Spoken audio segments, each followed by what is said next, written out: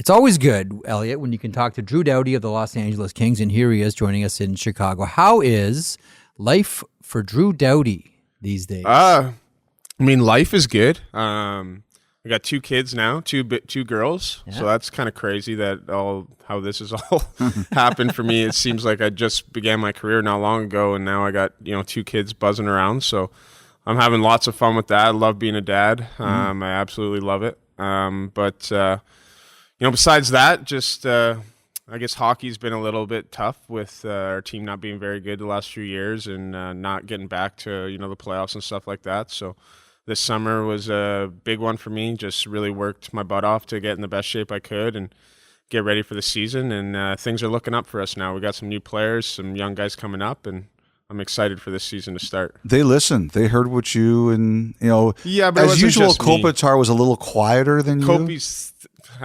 He's thinking the same thing. He just isn't going to say it. He's reserved, unlike me. I just kind of just talk. But everyone was thinking it. Even who wouldn't be thinking that? Yeah. Like, we're not getting any younger. We're running out of time slowly here. So, it was in their plan anyways. I didn't have to. It wasn't because I said anything. I don't think it was in their plan. I was going to say, the rebuild is over. Yeah. Like, there are players. This is a team. This is a team competing for a playoff spot. Like that's obvious. It felt like, from our point of view, this was like a 5-minute rebuild, but I'm sure it didn't feel like that as a player. Like, how these last couple of seasons felt for you? It's been hard. I don't want to, play the violin or whatever the saying is, but once you're on top for so long and winning cups and literally for 5 years, we were so good. And then all of a sudden, all your friends start getting traded away. Now there's only 3 or 4 guys left that we won cups with on the team. Guys have retired.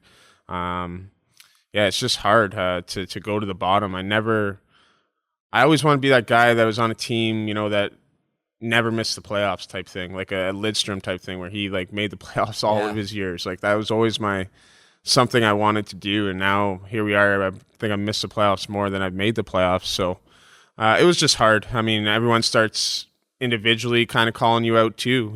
As a top player, a lot of it's on my shoulders is the reason that we had to rebuild. So, it was tough. I put a lot of that pressure on myself, and now I'm putting a lot of that pressure on myself to rebuild it and to get it back. So, it wasn't fun losing. It's not fun. I wonder, I don't think, Mitch Marner's going through a thing in Toronto where they're trying to tell him to block out the noise. Yeah. They're telling him, stop listening to all this stuff. Yeah. You've been successful, even though you are very well aware of what is said about you. Yeah. How do you do that? Because I've seen it drive people crazy. It kind of does drive me crazy, but at the same time, you just use it as fuel type thing, right? Someone's counting you out. Right now the whole thing is count me out of the Olympics. So I'm I'm going to get in the best shape ever, work my butt off this summer, and then have an absolutely hot start to the season.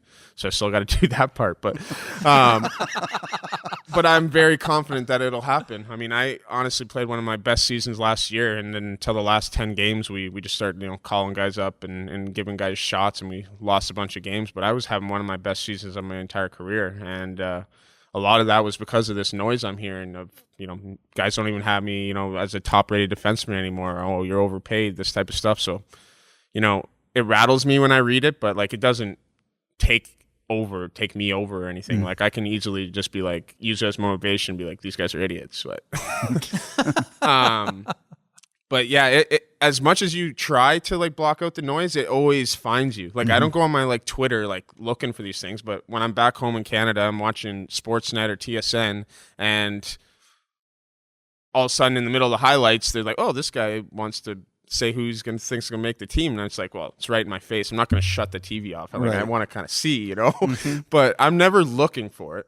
But it does bother me when people chirp me or leave me off things or say I'm overpaid and stuff like that. It does bother me, but all I can do is prove them wrong. If I was the Kings, I would like that though. I would like to know that after 2 Stanley Cups and all your successes and your contract, you're not you still take all this stuff very personally. If I was the Kings, that would mean a lot to me. I know the Kings know this, but I don't play the game to I play the game because I love competing and I love the game of hockey and I want to win. I hate losing. So like that drive for me will never be gone. Doesn't matter what. I could have won 10 cups already and that drive would not be gone. I just love it. Like I just love it so much. And the Kings all know that about me. That's why they weren't afraid to, give me a big contract. They know that I have such a huge passion for the game and for competing, and I just love it. And they know how bad I want to win again. And yeah, so it's easy. It's and it's nothing to the level that you get as a player, but like we get criticism too all the time. Anytime you put yourself on television, you're going to get criticized. Doubt about it. Yeah. And one person brought up something really interesting to me. She said, "These people that criticize you," she said, "would you go to them for advice?" And I said, "No." I said, "Well, why would you go to them for criticism then?"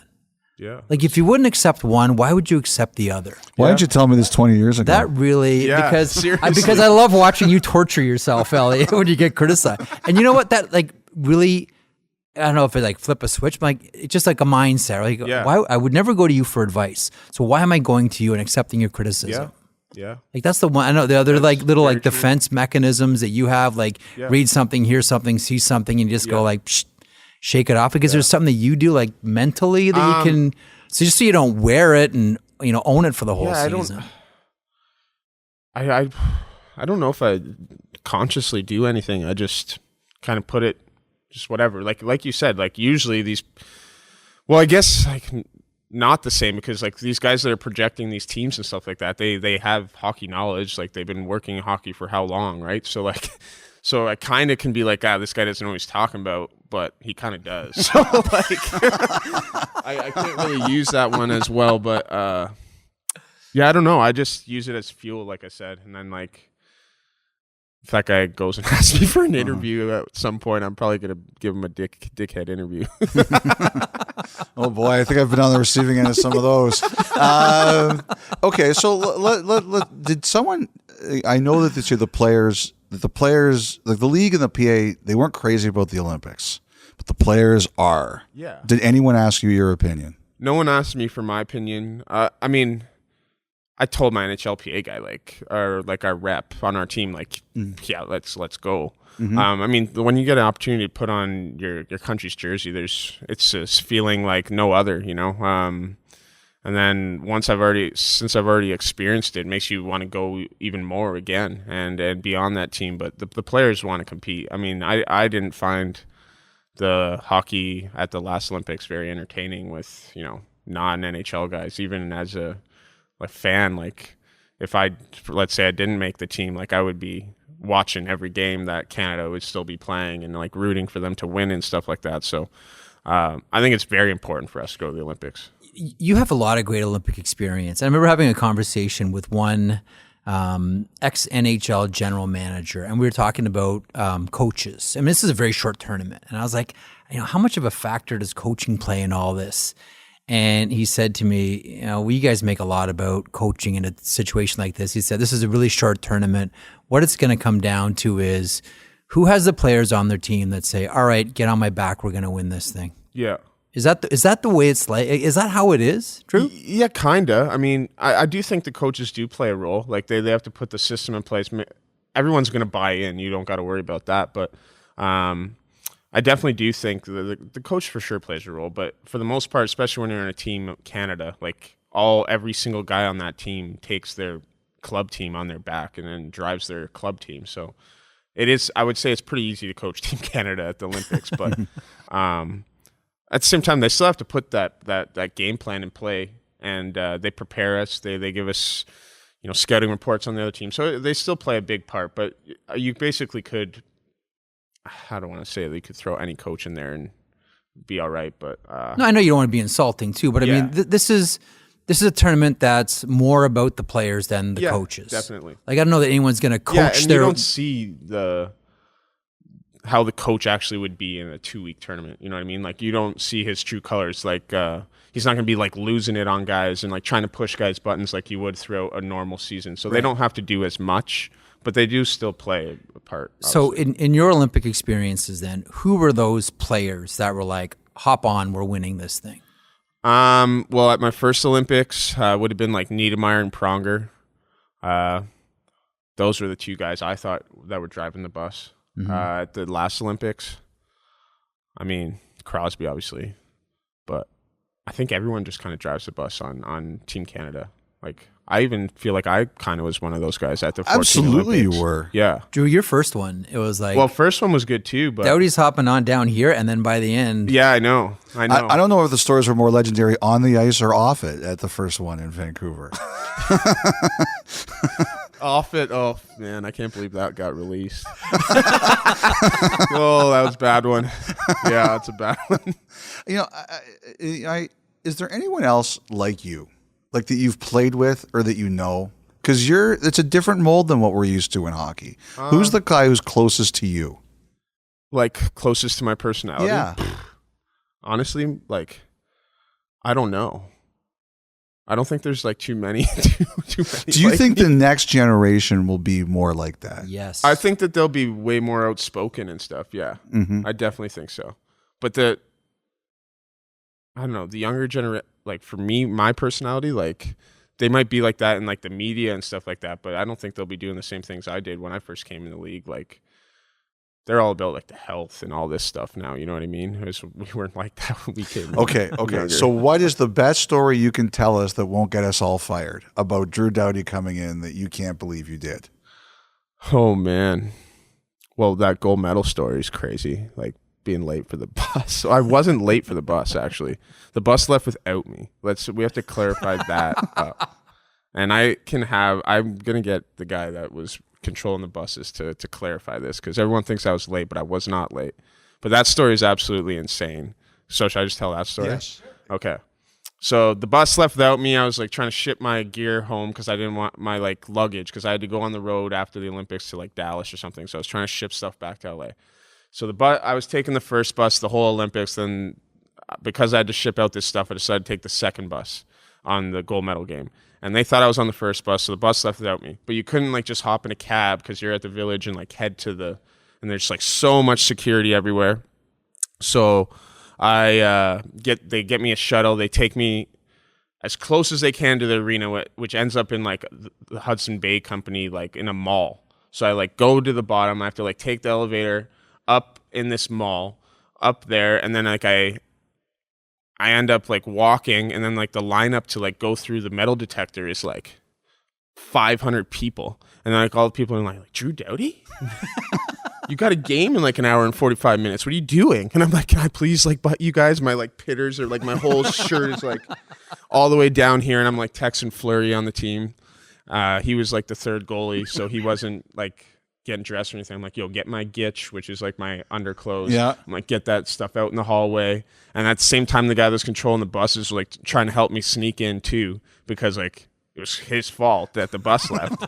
And then so I like get in there, get dressed quickly in like the hallway, just leave my suit and stuff in the hallway, and then like walk in, and like I'm not even joking you, like 1 minute into my walk in there, the coach's meeting begins. Like I had gotten my stall in time. The only people that knew were like Mike Richards, Fleury, and this bus guy. The only people that knew until Mike Richards decided to say it on like a podcast.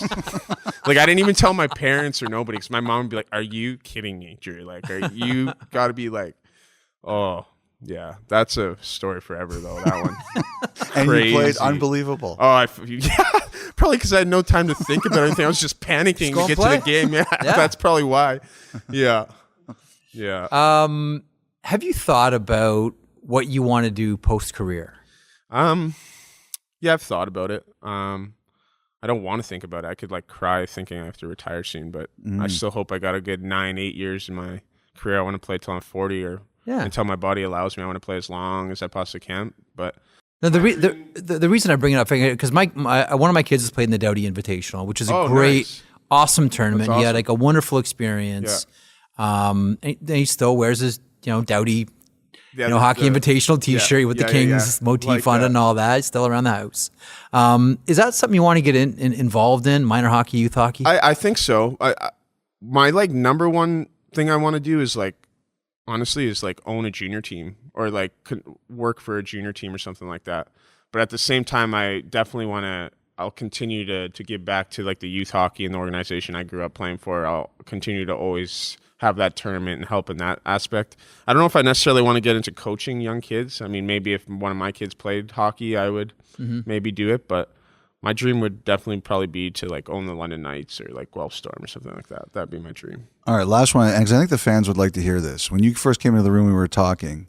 You said you cannot wait to play in front of fans this year. Yeah. So I think the fans should know how much they mean to you. Oh, it's the best. I mean, when you're at home, you know, they're just driving you to play better. Nothing, you know, when you score a big goal and you feel the goosebumps. Like, we haven't had the goosebumps in a long time without you guys, without the fans there. So I can't, and then like, nothing better than like getting booed by the entire crowd on the road city. And then like you score and just make them all quiet, you know. That's a good feeling. That's a good feeling. So no, I miss the fans so much. It's so much better playing in front of them. Yeah. I think that's obvious. But yeah, fan bases, they're the reason we play. One of the reasons we're even able to go out there and play, because they support us. They're there for us. They pay money to come watch us play, and they drive the team for sure. Is there one player you can't wait to play against this year? One player I can't wait to play against. I'm looking forward to playing Nick Suzuki. Skate with him in the summer. This guy is a player. He's good, man. He's like so good. That's why he skates in London, right? Yeah, well, he's from London too. Yeah. So so I'm looking forward. I've never played against him, only in pickup hockey, and yeah, I never played against him yet. So I'm looking forward to. Maybe I did. No, I don't think I have. But I'm looking forward to playing against him. Let's put it that way. Yeah. Real good player. Drew, thanks so much. Good luck with the Kings and Hockey Canada this year. See you in Beijing. Team Canada. I hope. Yeah. Okay. Thank you, guys.